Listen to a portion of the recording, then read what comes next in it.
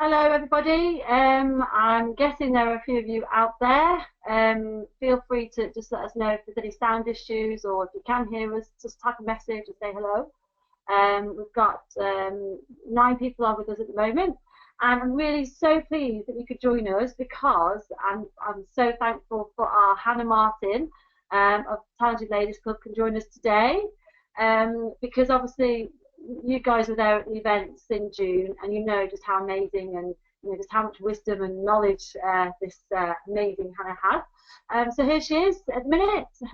She's with us. Hopefully you can see her. Hello, Lindsay. Hello, everyone. There you are. It's so weird. This is so weird. But yeah, does anybody just want to type anything? Just say hello. Just let us know that you're there because we think you're there. Yeah. There's an option to ask questions. If anyone's got any questions during the webinar, you're very welcome to ask them, and Lindsay and I will answer them for you. Brilliant. Okay, so I'll just make a start. Just to start. Oh, I can see, yeah, lots of people are here. Hi, Lucy, Lucy Chaplin, Lucy Heaps, Nicole, Erica. So yes, they are. They can hear you. Good, good, good. So we'll get started. So what I really wanted this webinar to be about is now I am just assuming here that everybody just chat away, and I can't see any chat, but I'm sure Hannah will be able to see the questions come in. But from what I'm assuming right now is that you guys have you came to the event either because you had an idea, you had a business idea that you really want to get started, or you obviously were already had your wheels in motion, and that you've already kicked off your business ideas. So I wanted to do this webinar because I wanted to make sure that you know that we are still here, that Hannah's knowledge is still here, and that I'm sure that you've got different challenges today than you did have back in June. And I'm thinking that those challenges are around either launching your business and promoting and marketing your business to obviously try and sell products or sell your service. So I think that's where we should start, is about promoting your services or launching your services and the different ways to do that. Now, the way I was going to put these questions to our amazing Hannah here is to split, because marketing is quite a big, varied topic to cover. So maybe if we start, Hannah, with how to start planning your marketing. First of all, I mean, where do you start with marketing and promoting your business? I think always the best place to start is with your audience. So whether you're marketing or doing social media or PR or any kind of promotion, understanding who you're talking to and what they want from you is really, really important. I think it's also, you need to set yourself goals. Don't try and do everything at once. So break down what you want to do and work out what's your short, medium and long-term goal.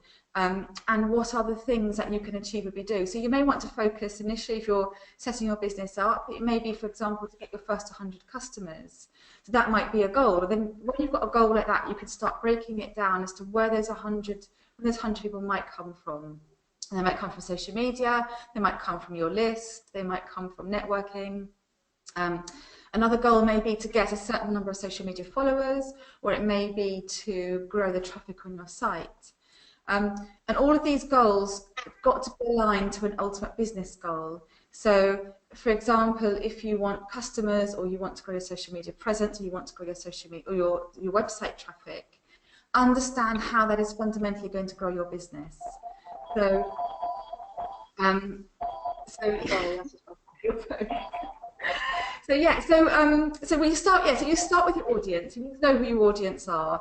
You need to know what your short-term goal is that you're going to focus on, and make it a SMART goal. So make it specific, measurable, achievable, relevant, and time-bound. So that's a goal that is specific, like I want 100 customers, or I want, let's say, 3,000 Twitter followers. It's got to be measurable, which both of those are. It's got to be achievable. I mean, if you set out saying, I want 1 million social media followers in a month, that's just, for most of us, completely unachievable. It's got to be relevant, and that's where it comes into your business goal. It's got to be relevant to your business. So the goal has to be tied into what you ultimately want for your business, and it's got to be time bound. So you've got to set a limit. So you say, in this first month, this is what my marketing is going to focus on. I'm going to get 100 new customers in the first month, or I'm going to get 3,000 Twitter followers, or whatever your goal is. So you know what your goal is, then you know who your audience are, so you do that research into who are the people that are going to be those 100 customers, who are the people that are going to be those 3,000 Twitter followers, and how are you going to find them, where are they? What do they want? What problems have they got that are solvable by your business, or the things that you can help them with? And so from that you can get your messaging and your promise to them, what you can deliver to them. And go out and write a plan. So even for that first month, then start breaking down how, so there's 100 customers, for example. So let's say you've got a business, you make, you're a children's party entertainer, and you want to get like 100 new leads onto your list that may be potential customers. So you might think, okay, so there's a 15-mile radius from my town that people might conceivably live in. They are mothers of children of a certain age, or fathers. They go to school, they go to Brownies, their kids go to Brownies. You can start to then kind of think about, how am I going to find those people, where they might be, and you can start to make a plan that can help you actually get towards that goal, and then break that goal into smaller steps. So you might think, okay, so of those 100 customers, let's say 50 of them are going to be mums at schools in my town. So then what plan can I make to reach them? Can I do newsletters? Should I go to find friends of mine who may be parents at those schools? Can they talk to their friends? So it's all about chunking them down, taking a big goal and then breaking it down to smaller and smaller steps, starting to where you are now, which is 0. And then what you do then is you flip that round and work through those steps one-on-one, and give yourself really simple actions every day. So you say, okay, every day I'm going to call 5 of my friends who go to schools in that catchment area and tell them about my business, give them flyers and ask them to hand them out to their friends at the school gates. So there you can see you've got a really, really simple thing you can do every day. It's really quite achievable, that takes you the beginning of that step towards 100 customers. I'm just going to have a look. So I can see we've got a question. Okay, so Lucy's got a question. I think I've been stuck at the point that I feel my clients will come from more than one type of person. So I think your advice would be focused on one section only to start off with. Yes, Lucy, always make it really simple for yourself. So it's very difficult to talk to several different groups of people with a message that is perfectly tailored to them. The larger the group of people, the more you water it down, the more watered down your message is going to be. And the less likely they're going to be, oh, that's me, that's my problem, you really get me. And so therefore I'm going to listen to you and maybe find out what your business is. So break your customers down and do what we call personas or avatars. So if you have a look on our site, if you search on Talented Ladies Club for personas, there's an article on there that explains how you write a persona. And a persona is in effect a description of a single person that represents a different audience group. So the example we give on that article is a florist. So a florist might have a business customer who likes to have floral displays in their offices every week. They might have husbands who are buying bouquets for their wives. They may have brides who are looking for floral bouquets for their wedding day. They might have people looking for funeral displays for funerals. So what you can do for that florist is I would write a persona for each of those 4 different customer groups, because they're going to have different needs, different times, and different messaging. So you wouldn't talk to a bride in the same way you would talk to a bereaved wife, for example. So if you've got very different groups of customers, break them down to distinct groups and write a persona for each of those groups, and then take each of those groups and then do that process with them. So for that florist, for example, I would look at local businesses. So what are their pain points? When do they need flowers? What kind of flowers do they need? Who's the person in their business that will buy it from us? Who's the buyer? How do I reach them? What kind of connection can I make with them? And then think about brides. So what do brides look for in a local florist? What's their criteria? So for each of those groups, go through that process with them. And maybe you want to focus it 1 week at a time. So you say, in week 1, I'm going to focus on businesses. Week 2, I'm going to look at brides. And I'm going to do lots of work in that week about getting to know that target audience as much as possible, finding out where they are, why they buy, what kind of decision making. Maybe I'm going to try and meet a couple and do a bit of research. We had a really good webinar on our site with Nicole from Supermom Startup, which is all about a week or 2 ago, which was about just that, about testing your business idea and going out and doing market research. So if anyone's missed that, if you email me, hannah@talentedladiesclub.com, I'll send you a link to the replay of that. And Nicole will give a really good webinar in how you get your business idea off the ground by this pivot system that she's got, which is going out and meeting your target audience and finding out what their needs and problems are. And that might be really helpful to you. And what you also mentioned there is lists. Now, this is something I'm quite guilty of. I need to build my list. But so how can people do that? You know, how can people get, you know, because it's all about getting a pot, isn't it, of these different personas and these different people. Other than obviously you've got your goals, you've got your planning, you're doing this, that, and the other. Then how do you start to build that list? Okay, there's lots of ways you can do it. A freebie is also really good, offering something of value that people will want, that will help them, that's based around their problem. So, for example, if you're a florist, let's take that example, and you wanted to contact brides or get on the brides lists, you might think, okay, so summer 17, I want to try and get brides who are getting married locally, so I might put together a freebie like the 10 fashions for bouquets for summer 2017. You know, what are the brides of 2017 planning for their bouquets, and offer it to people. So they give you your email address in return for getting that freebie. You might go, another thing to do if you've got an online business, particularly this is a good one, is to guest blog for sites that have your target audience. So for example, for like our site, if you wanted to reach to women and mothers particularly, you might write a guest blog for us, particularly if your business was based around business, or something that people are on our site thinking about at that time. There are lots of other ways. You can hold a local event. So do a local event and get people to sign up for that free local event. One of the things, I was watching a video recently about a business in America called Constant Contact. It were an email service, a bit like MailChimp, before MailChimp. And they wanted to reach local businesses in America. And they had a really great product that was quite unique at the time.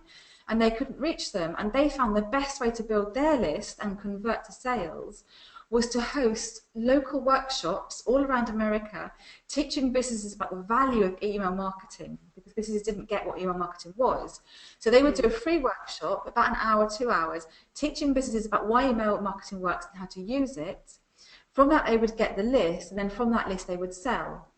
So if you've got a business that's quite locally based, you might think about ways to do a local event. So a florist, for example, might do for local businesses, might do an event on how to create stunning displays for your office or for your home. And there's always a risk people think that if I teach people how to do something, they're not going to buy from me. But in fact, a lot of people like to learn things, but then still don't actually want to do it themselves. And a case in point was a few years ago, we did a Twitter course, a Twitter workshop, where we taught people how to do Twitter. It was an early model of what we teach online now. And at that time, I had a customer, a client, that I was doing her Twitter feed for her, and I really didn't want to do it anymore. I said to her, I'll give you a place at my course, come along to the course, I would teach you everything I'm doing, you can do it yourself, and it's going to save you lots of money because you're not paying me. And actually she paid to go on the course, she did the course, learned everything, and then afterwards she said, that was great, but can I still pay you to do it? I just don't want to do it. So even if you're thinking about teaching people to do something, there's always people that are still want that confidence about paying someone else to do it. So don't worry if you give some of what you learn away to people. Actually, what you're demonstrating to them is you're the expert in that. If you're going out and teaching something, then you really must be the person who knows it. And in fact, this was advice I gave to one of our Kickstart members recently, who's a lampshade designer. and she was looking at how she could spread the word about what she did. So one of the pieces of advice I gave her was to teach lampshade making classes.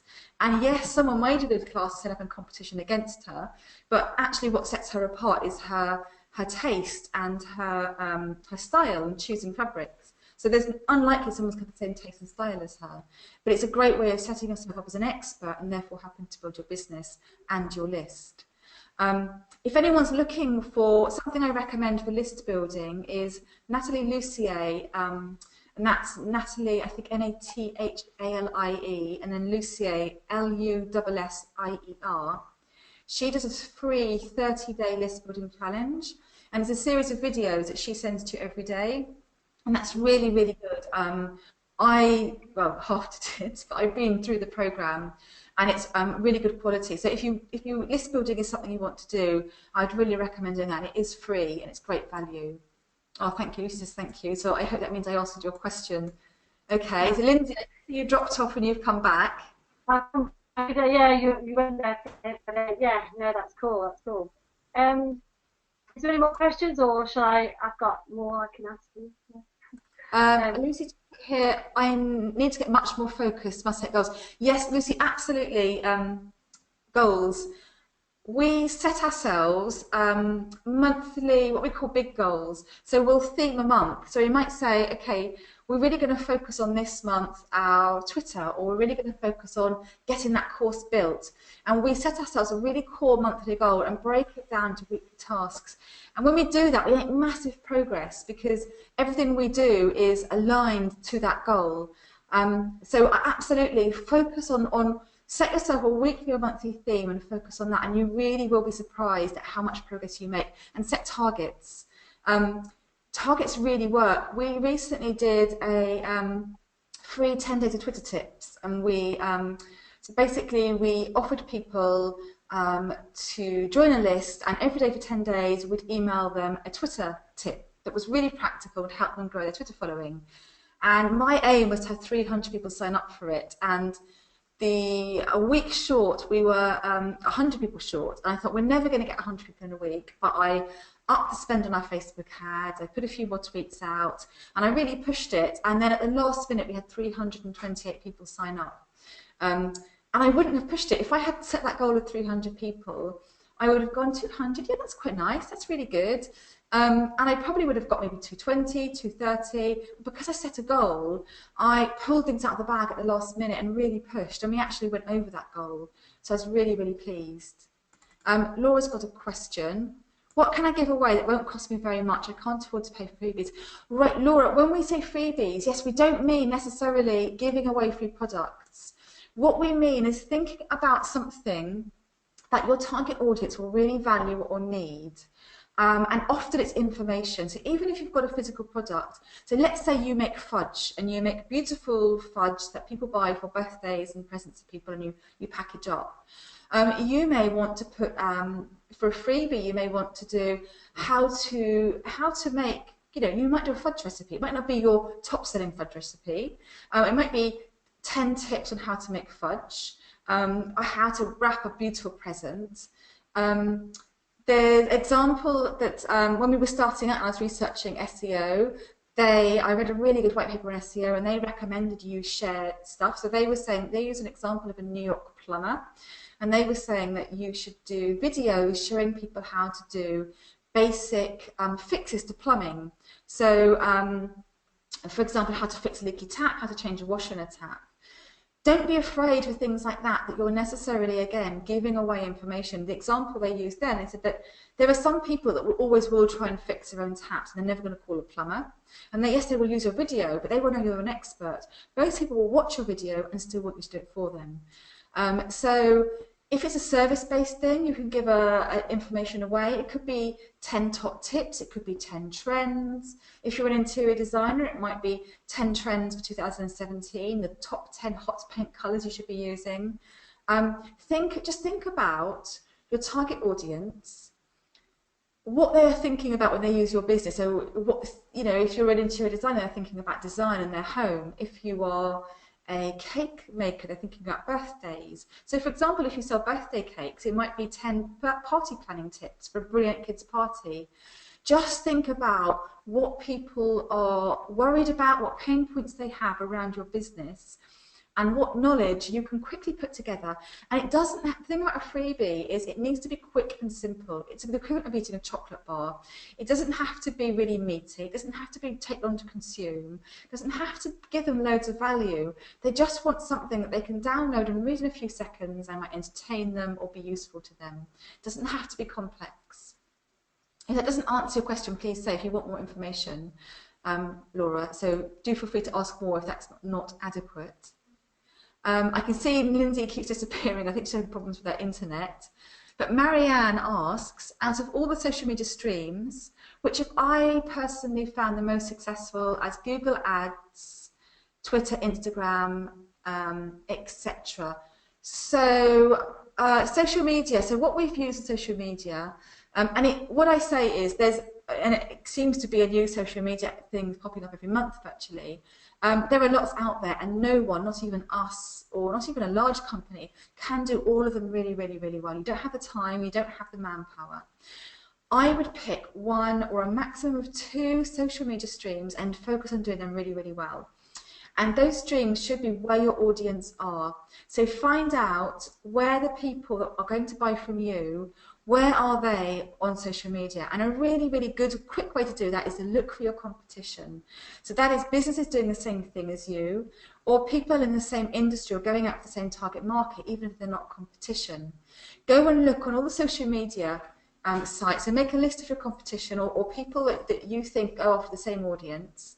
And go and look at them on Facebook, on Twitter, on Instagram, on Pinterest, on Snapchat, on Google+, any of those platforms, YouTube, and look at where they're active and look at where they're getting a lot of interaction.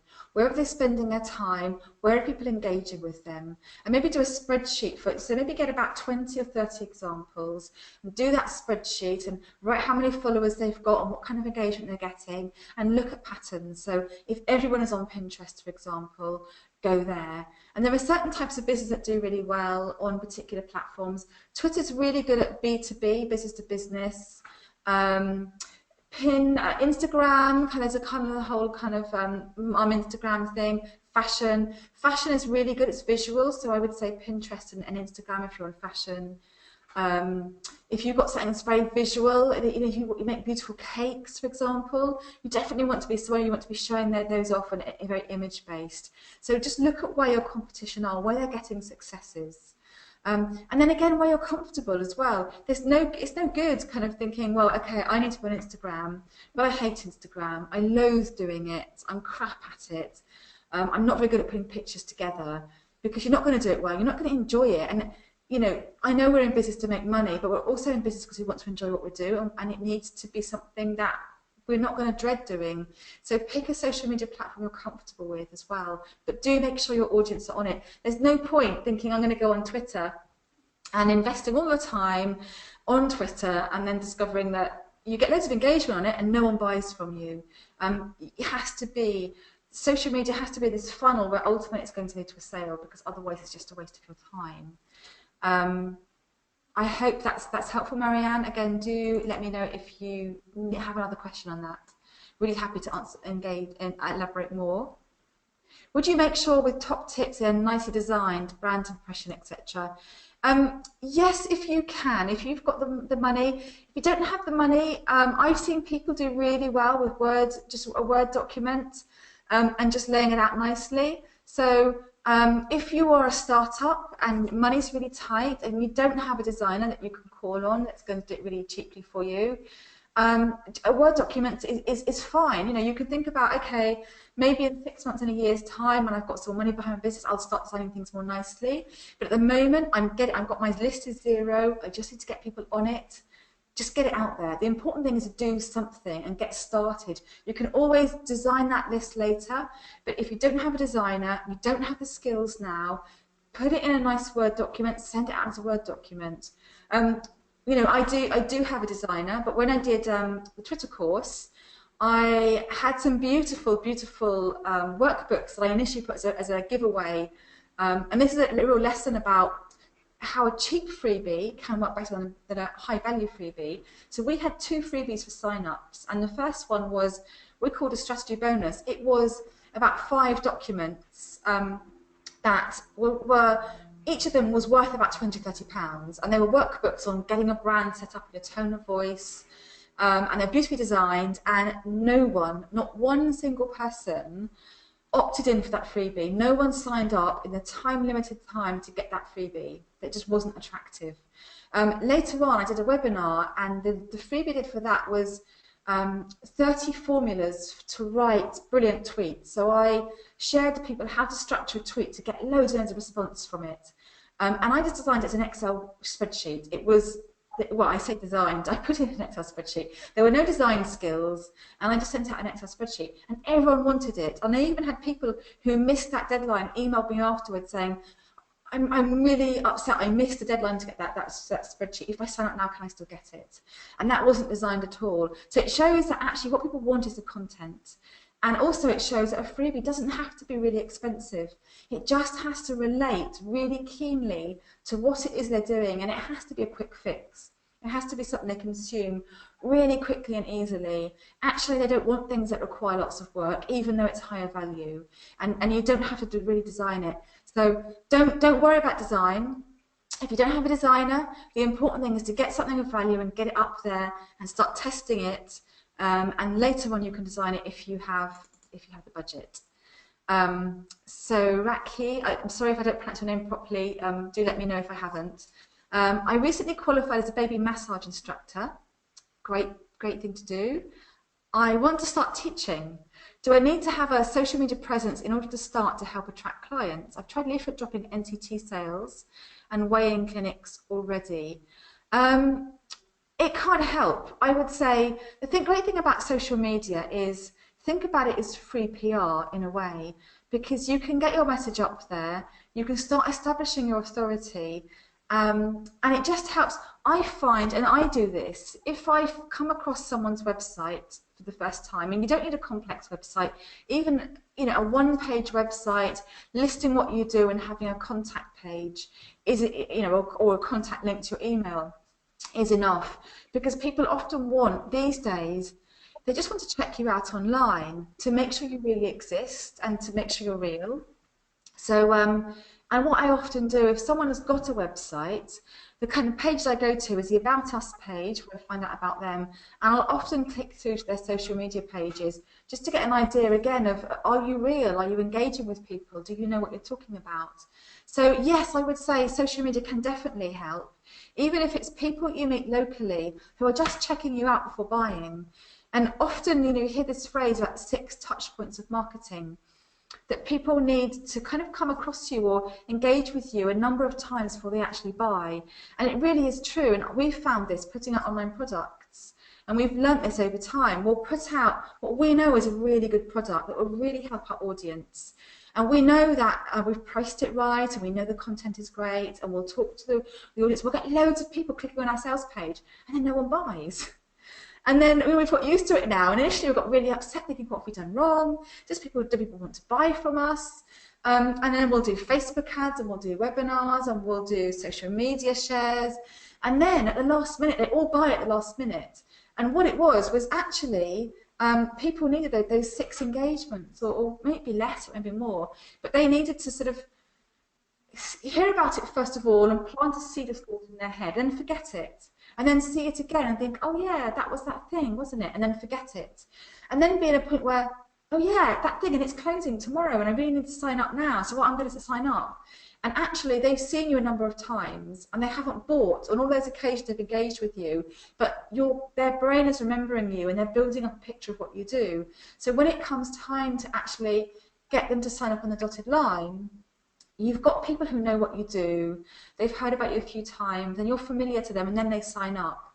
So social media is a really good way to establish a credibility, do a bit of PR that, aside from time, can be free, but always remember your time is money, so make sure it's part of your business strategy, and also get those six touch points covered so people are getting to know you. But especially for you, that's something local. Make sure that your social media presence is focused on a very local activity. Don't get caught into the trap of getting loads of followers and fans but who aren't local, and that is a big ego boost, but actually it doesn't correlate to sales. So yes, there are definite ways that social media can help locally, and for you I would say is look for local Facebook pages that mums might be on, get your own Facebook page set up and start engaging in those local pages. So adding comments and quotes on there that are relevant to what they're talking about and liking things. So people start to see your name and see your business name on there and start to get to know you. Maybe engage with them, start to do local events around, so start to do free stuff as well. It's a great way before you start doing paid stuff. So maybe do like a free half-hour class that gives people some basic tips, and then maybe get them to sign up to your course. And that might be a good way to get people to kind of spread the word. But what I would say, and this counts to everyone, not just to you, Raki, but don't be disheartened if things take off slowly. Don't think that when you first start doing it and no one buys from you, that it's not going to work. Sometimes it just takes time. And I know from personal experience, it can be disheartening when you first set out, and it can feel like it's been described online as the long, slow ramp of death. Because sometimes when you're starting out with no customers and you're just pushing and pushing out there, and it's an uphill ramp, that and they call it the ramp of death because especially businesses that need money, people drop off that ramp. They think, I'm going to give up, I'm going to give up. Do keep going. If you've got a marketing plan, if you know you've got a great product and you know you've got an audience, do keep testing things and trying and pushing, because you will get there. Please don't be disheartened if things don't take off straight away. Can I ask you a question that was just whilst we're on social media? I don't think we got a minute, but she wanted me to ask you a question. And that was, how do you recommend managing social media as a solo founder? So when you have no budget to outsource it, and only a few hours a week to dedicate to your business, how can you manage social media with little That's really budget? Yeah, it's a good question. So basically, two things: systems and tools, free tools or paid tools if you need them. So we have a strategy, we have a system now in place that I use social media. I have set things to do every day. I block time out for it, so 10 minutes for this, 10 minutes for that. I set aside time for engaging. I set aside time for following back, for example, on Twitter, for finding new people to follow. And we have, on Twitter, we've got a half-hour day strategy that sets these things. It's so kind of, you spend 5 minutes on this, 5 minutes on that, and all these things are aligned to growing your followers and engagement on Twitter. So what I would say is, set yourself time every day, and let's say half an hour is a perfectly reasonable amount to spend on all your social media channels, and get systems in place so you know the activity you're going to do every day, and you do it in that half an hour, and you stop at the end of that half an hour. You don't get sucked into kind of that kind of thing we all do in the beginning, and you engage, and then you look and an hour's gone and you've just been chatting to someone. It's been really interesting, but actually you've not been building your business in that time. So be really strategic in how you spend your time. Half an hour a day is adequate. Less if social media isn't that important to you, and you haven't got the time for it. But be really specific about how you do it. And that's the kind of the core thing on the Twitter course. So I washed my hair today and it keeps flopping in my face, which is really annoying. I keep pushing it back. The Twitter course that we run, and we've just finished, we'll run again in about a month or so probably, but we teach them a system that is really tight. It's a really tight system that massively grows. It's a secret of massively growing our following, but it sets it out in a really achievable amount of time. And you can do this if you don't do a course. Just look at the activities on social media that get you the results and block them into a chunk of time you can afford and spend time on that time only on it every day. And that's why it's important to minimize the number of channels you are on, because if you do 1 or 2 channels, half an hour on those 1 or 2 channels will get you more results than half an hour spread across 5 or 6. It's really kind of channeling your activity. Also, Tools are really important. So we use something called Tweets Jukebox. And we use a paid version just purely because of the volume of tweets we have. They do a free version that's completely adequate for most startup businesses. In fact, we used to use Hootsuite, and we used their free version for quite a long time. So yeah, something like Tweet Jukebox, and actually Tweet Jukebox have now got something called Tweet Social, and so they do, I think, Facebook and another account. So I know Hootsuite do Facebook, I think, and other accounts as well, LinkedIn. So there's lots of social media management tools out there. Choose the tool that you like, that you can work with. We like the setup of Tweet Jukebox and Tweet Social, because what you do there is you create a bank of evergreen tweets, and it can be tweets to your own stuff or tweets to other people's stuff. And here's the thing, whatever channel you're on social media, 80% of what you do should be generally helpful and useful stuff, and only 20% should be self-promotional, whatever channel you're on. And accounts like Tweet Jukebox and Edgar, which is much more expensive but works on a similar basis, you build a bank of stuff, and it shares for you forevermore, and you never have to touch it again. And that's brilliant for us. So you don't have to upload it regularly. It's brilliant. But so the 2 tips: create a schedule and do it every day in a chunk of time, and use free or paid automated tools. And that's the way to use social media to build your business without eating into your actual business building time. Again, as always, if you have more questions on that, just ask. Oh, Nicole says, great webinar, thank you. Have to go, looking for the replay. Thank you. Thanks, Marianne. I'm glad and Laura as well. I'm glad that's helped answer your questions. So Rakia asks, how important is having a website for a startup in your opinion? Do you find social media more useful now to attract new customers? So there's kind of 2 answers to this. And I would say, generally, a website is a really good idea, because people do want to know that you have a real presence, and to reel them, it is online.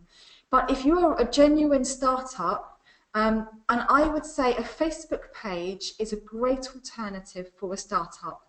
So you're starting a business, you don't have money, you don't have time. If you are starting up and you have the inclination, you can build websites yourself on Wix and Weebly for free. All you pay for is hosting.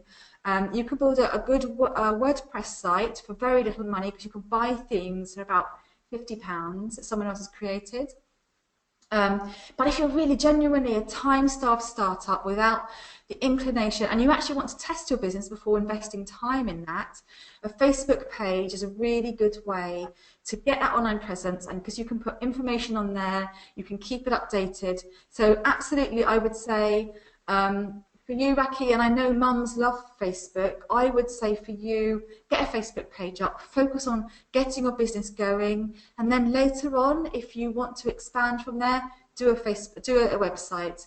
But for you, absolutely, a Facebook page, probably right now, would be a really good way to get going. So yeah, as always, if you have more questions on that, please do ask. I'm happy to elaborate. Lucy says, would you say a consistent message or campaign is needed for the 6 points of engagement? Yes, I would. So yes, she asks, do you need to have a consistent message or campaign for the 6 points of engagement? I would say you need some consistency, that people need to know that when they go to your Facebook page, to maybe your Instagram page, to your leaflet through a door, to your website, to meeting you at a networking event and getting a card from you, you need to have the same kind of overall messaging. You need to have the same brand messaging. You need the same, if it's visual, the same look and feel, the same logo, or the same photos, or the same typeface, or the same color palette, so that they know it's the same business, and in their head, subconsciously, it's building that picture. So if they went to your Facebook page and you had a completely different look and feel and logo on your website to your business card, subconsciously they're not going to connect those 3 things. They're not going to think that you're the same business. So you do need to have a consistency, so that when they go to all those things, it's building a picture in their mind. It's like adding Lego blocks. onto something that gradually gets bigger with every block. If you don't have a consistency, those blocks will still remain separate. So yes, that's a really good question. You do need to be consistent. Great. Raki says that's perfect. Thank you. Raki says, would joining Kickstart help me to write a business plan?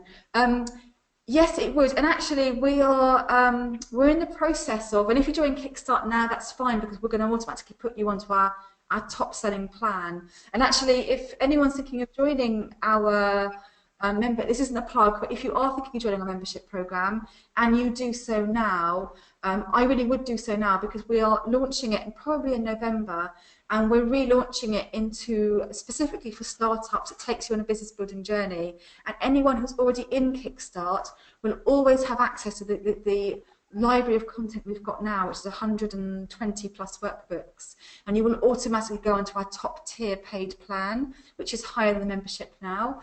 Anyone who joins after will have to go in at a lower level and won't have access. If you join Kickstart now, you have access to everything we've got now forever, but if you join in later, you won't have that. And if you join in now, you will automatically for life go through to our top paying plan, even though you don't pay that much. But would Kickstart help you to write a business plan? Yes, it does. We've got a business plan tool in there that takes you through kind of all the questions you need to ask. You've also got a one-page business plan, and you also get direct help with us. If you are writing a business plan and you want help, you can do what we call a business spotlight, and I will come online with you and I will talk you through the process. If you don't want to join Kickstart, what I would say, you don't need to join Kickstart to write a business plan. You can go on, get a free template. Now, the one I really like is HSBC, but there are lots of different ones out there. And in fact, Virgin Startup has a really good business plan. I like their template. But HSBC is the one that I recommend. And you can, they give you some advice on going through it. So if you want to have a practice at writing a business plan, you can do it for free. But if you join Kickstart, yes, absolutely, we will support you and help you through that. And if you want to talk, Raki, if you've got questions about Kickstart and to find out what it is for you, you're welcome to email me, hannah@talentladiesclub.com, and I can just explain what you get in it to see if it is for you. I only want people to join it if it genuinely helps you. Because that's why we've created it. But I would say again, if you are thinking of joining, do join before the end of October. If you want to get into the content we've got now, and you want to get into our highest membership plan when we relaunch it at the same price, because it will be more than that. Can I go with a question there? Yes. Oh, I was just going to say, I think it might really help everybody to understand when to start paying for advertising and promotion, because obviously personally I've overspent, on things that doesn't work, and I think there's a testing element to everything. But where's the time that you need to then start paying for advertising and things like that? Okay, that's a brilliant question, and we too, everything that we do, if this reassures anyone, we've made every mistake in the book. And everything I'm telling you now, we have learnt the hard way. So I too have paid for advertising and lost my own advertising way before I should have spent money on it. Only pay for advertising when you have got what we would call a sales funnel that works. So pay for advertising when you can track the money you're spending on advertising to a sale, that you can kind of think there's a journey that person is going to go on to a sale. So to give you an example, if you've got, let's say you're doing even a free event, you're doing a free event and you want to convert people into a free event to paid customers, and you're fairly confident that that model, that free event, can convert people to paid customers, then you may look at doing, let's say, Facebook ads or any kind of advertising to get people to that free event. So you might want to get them to, for example, a sales page that converts them to that free event. But I would, when you set that ad up, I would monitor it and make sure it's converting to that free event and people are actually signing up. Always watch your ads, stop them if they don't convert. Don't be afraid to test different creative. But another thing I would do is I would have ads to grow a list. So let's say, for example, you want to get people's email addresses because you then want to market to them. and have an ad that is really targeted to the right people that you know people are going to go to a freebie. So let's say you've got a landing page with a freebie on it they can download, but they have to give their email address to get it. Make sure you have very, very targeted ads, and this is the key to advertising. The more targeted your advertising, the higher your conversion rate will be. The higher your conversion rate will be, often with things like Facebook ads and Google ads, the less you pay for an ad. You will pay more for an ad if people don't click through, and they're not going to click through if you're targeting too many people.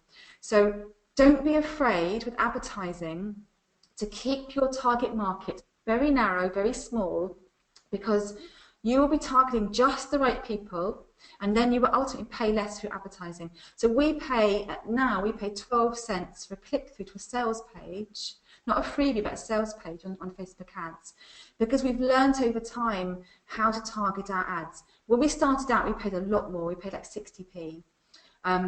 But we've learned over time to target our advertising so that we're only talking to people who might buy from us, and therefore we pay less on Facebook ads. But yes, make sure that you are at a time when you can be fairly certain that at some point that advertising is going to correlate to money. Don't just do it to get traffic. We did initially, we paid for traffic. When we first started out, we spent about £120, which to us, with no income, was a lot of money. At that time, we were paying for Tanzania Club to go out. And we spent on Facebook ads for traffic to our site, just to get people on our site. And even though on our site, we weren't growing our list. We had no way of tracking these people or converting these people. We just wanted to get traffic. And it was a really stupid thing to do, so don't do that. Make sure ultimately, if you're paying for advertising, you've got a financial model at the end of it. That even if they're going through a freebie in the beginning, you are somehow getting them to a paid customer in the end. Is that helpful, Lindsay? That's really good. That's really good. I think that's a really hard thing to do. Yeah, that's really good. Lucy asks, I recommended the book, Feel the Fear and Do It Anyway, at the end of Mum's Enterprise Roadshow. It's a really good book. Are there any good books that you recommend people setting up business? Yes, loads. Okay, one I really love, which is The Big Leap by Gay Hendricks. That is brilliant because it helps you get past the fear. Now, yesterday I went on what was called a business mastermind group. I went to London and met 6 business owners. Well, I was one of the 6, 5 other business owners. Now, these are people. One of the people in this group charges £10,000 a day for one-on-one consultancy days. That was the level that some of these people, I don't charge that much, but these are the level. There were 6 of us, and we spent an hour each brainstorming each other's business. We each brought a business problem to the table, and we all pulled out our thoughts. And do you know what? 2 of the people there that were 2 of the most successful people in that room, that mega fortune. One of these people has 100,000 Twitter followers. And the biggest thing that these 2 people struggled with was lack of self-belief. And you would not believe it if you met them. You would not believe it from their marketing or their success. But underneath it all, they still struggled with the same fears that you and I struggle with. And the best book for overcoming this is The Big Leap by Gay Hendricks. And he talks about exactly that, how you move past the fears that hold you back in your business and you go to what he calls your zone of genius, which is where you are doing what you're brilliant at and what you love and you're charging the right amount for it. So that's my recommended business book. And another one that I've just read, which I think is really good, if you are launching a product online, any product, it could be a service product, it could be a physical product, it could be any industry, is Launch by Jeff Walker. It's all about how and he uses, probably the best analogy is how film companies sell movies, how they promote movies, and how you can build anticipation and get people to really know your product and love your product, want to buy it, and then how you then take them through a journey. And he uses really, really simple business psychological tools that help you get past that get through that sales process. So if you've got a product that's genuinely useful to your audience, how you let them know, that's really good. And that is changing the way, because we've launched a few online products that I know are really good, and I've really struggled at times to sell them because I haven't known how to actually market them properly. And his book shows you a really simple strategy. So that's really good. And another one, and I will show you. So this is how well, you can see how tatty my copy is. So this is Influence by Robert Cialdini there. And what he talks about in there is it's the psychology of why we buy, and it's fascinating about things like scarcity and authority, and if you use the word because in the right way, it's a really interesting idea of actually what motivates all of us, and that's really, really good. And another one is another one here. This is I won't keep on. This is the last one I recommend. But Start With Why by Simon Sinek. That's really good, and it's all about the biggest story about your business, why you have set it up, and that should drive everything from what products you create to your marketing to everything. And if you've got a why business, like Apple is a why business, it's about beautiful design. They want to just make products that work brilliantly well, that look beautiful, and that enables them to do TV, to phones, to computers. But if you set up your why is, I want to make a computer, you can't branch out into anything else. So it's all about working out the why to your business, because everything hangs off that. So that's my other recommended read. I could go on and on, but I won't. Those books, definitely, I would say buy them all, read them all, and you will learn loads.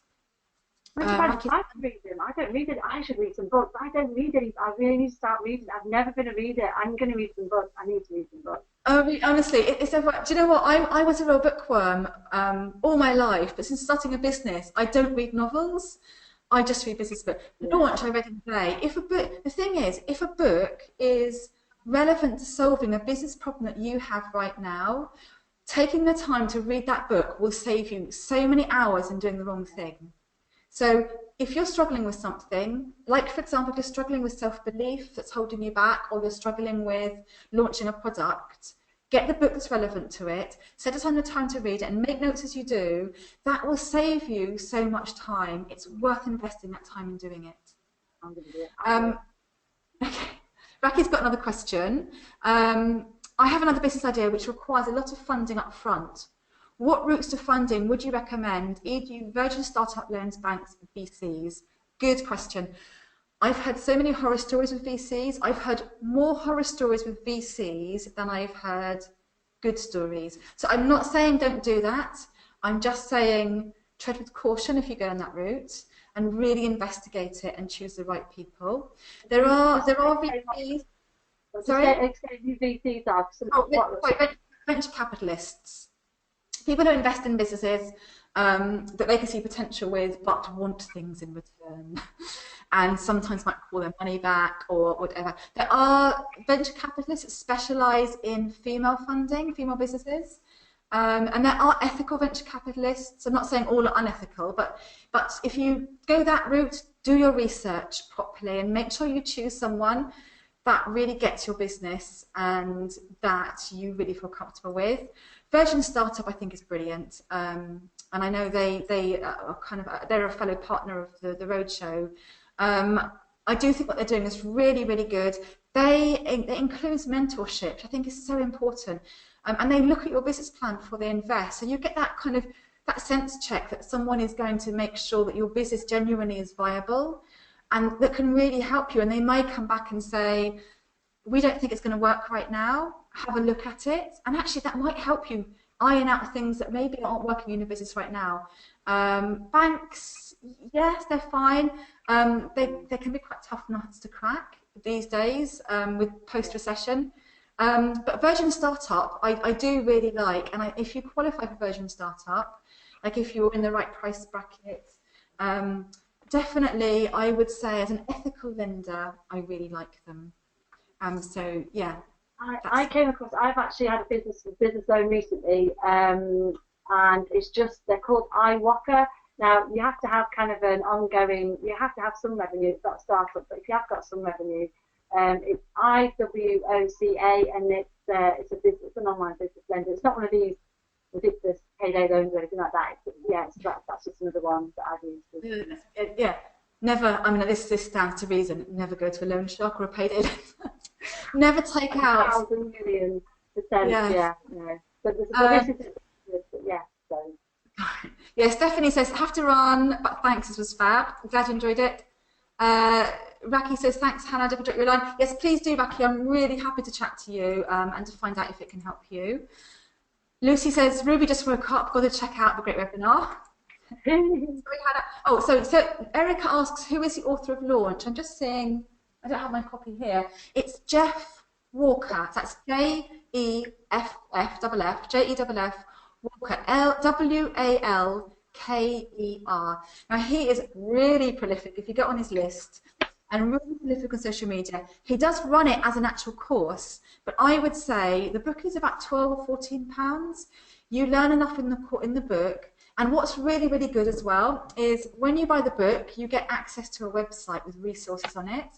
And I was in the mastermind group I was at yesterday. Someone said that actually, and I'm going to check this out, he uses case studies in the book of people he's helped, and what he does is, because part of what you do, you create, well, it doesn't have to be, but you can create webinars, and he's got actual examples of the webinars people created to sell. So there's loads of resources on the back end on the website that you can look at and see what people actually created to give you ideas of what you can do.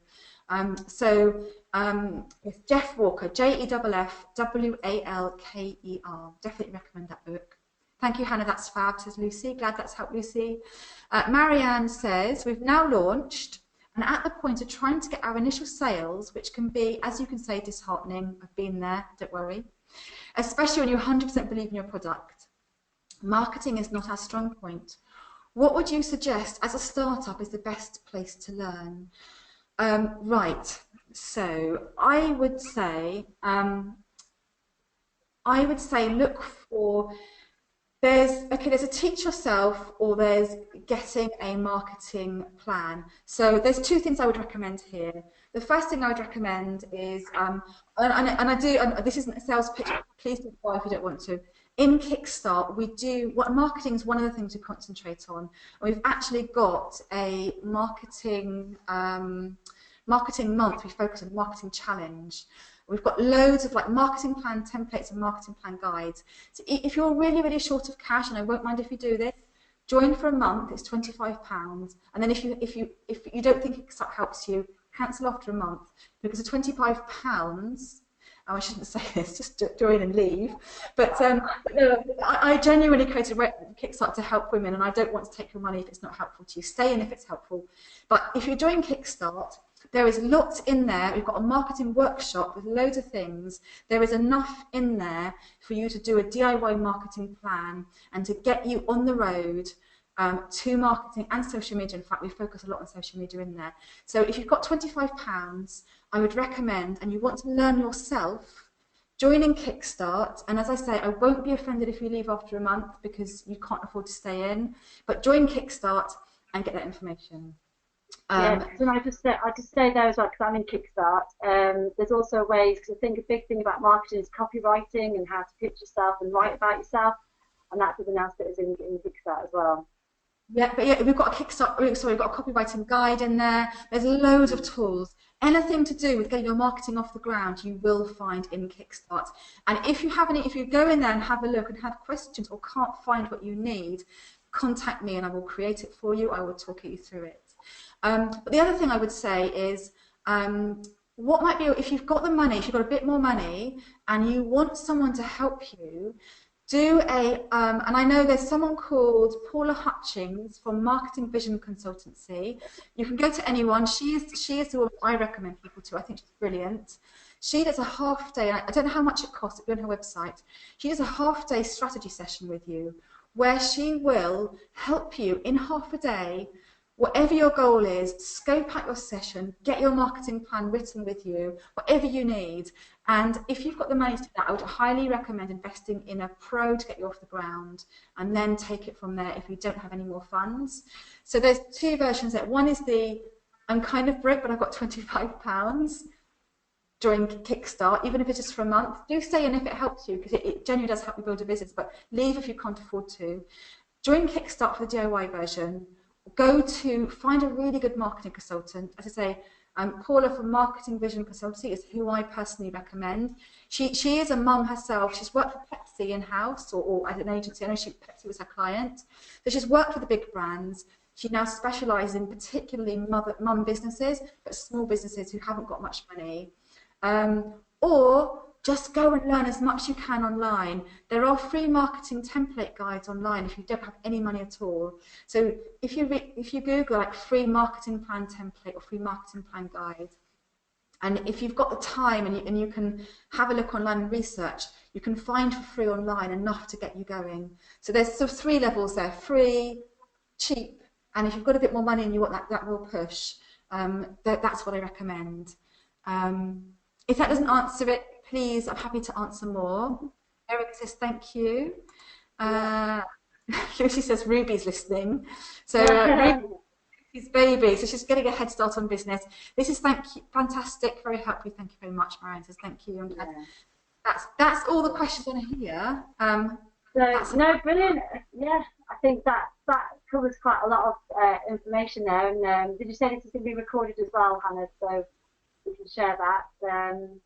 And yeah, what I'll do is I'll write up some notes myself just to get some and send you all some links and things from today's session, just so you know you can easily find the books and the links that Hannah was talking about. But yeah, thank you everybody. Have you got anything else to say, Hannah? I just got one more thing, and this is the piece of advice I always give people. Okay, starting a business can be hard, it can be lonely, it can be disheartening, and we've had all of those things. You know, we had when we first launched Talented Ladies Club, we knew it was good, and then for quite a few months only our family and friends read it, and we thought no one was ever going to read it. What I would say to whatever your business, the one thing you need is resilience. I've seen, since launching Talented Ladies Club 3.5 nearly years ago now, I've seen so many businesses come and go. I've interviewed really amazing businesses that are starting out, and I've seen some of them fold, and I've seen some really good businesses give up, and I've seen some average businesses go on and get better and better and better and be really successful and deserve that success. They may not have started out as the best business in the world, but they grew. And the difference between the failures and the successes is just resilience. Because I can tell you now, every business owner has had a journey to get where they are today. And that table yesterday, I sat around with some really successful business people, and the stories they had about the failures they'd been through, the tough years. And some of them might be considered to be overnight successes, but I know that one woman there has spent 12 years building her business to where it is today, and she has a phenomenal amount of money, and it's a deservedly successful business. But she says there were 10 years where no one even knew she existed, but she believed in the product and she built it and she worked on it. So I would say, please do not be disheartened. And do not feel alone if your business doesn't take off straight away, if it needs work. Because if you believe in your business and you work at it and you are resilient, you will get there in the end, because you will improve it. And over time, people will know you exist. So have heart. If you follow all the right steps and you get your business right, you will get there in the end. Please do trust me and don't give up. And sorry, one final thing, Lindsay, and I will stop in a second. Anyone is welcome to email me, hannah@talentladiesclub.com. If you have a question that wasn't answered here, you want advice, I'm really happy. I'm here because I want to have other women start businesses. So just get in touch. I'm sorry. Over to you, Lindsay. No. I just think that is absolutely amazing. And just something about me and Lucy. Obviously, Mum's Enterprise Roadshow is our business. We're trying to make it commercially successful, but we're also trying to help women at the same time. And I think that's the biggest thing for us is we've just got to keep going. In Brighton next, we've changed the model. We've flipped it around. It's now going to be free to attend because obviously we need more women to attend. So it's just that testing and taking risks and put something out there. And if it doesn't work, just take a risk and then you can change it later on. You don't have to do something and then stick to it like that's going to be forever. just try it. If it doesn't work, do something else. So yeah, just keep trying and testing, and you'll get there. We hopefully will one day. But that's it. Cool. Yeah. So thanks everybody. Like Hannah just said, email Hannah. I'll pass you some links. Sorry, my phone's going. But yeah, thanks for joining us. Really appreciate it, and I hope that was some use to you. Thank you. Thanks, Lindsay. Thanks, everyone. Bye. Bye.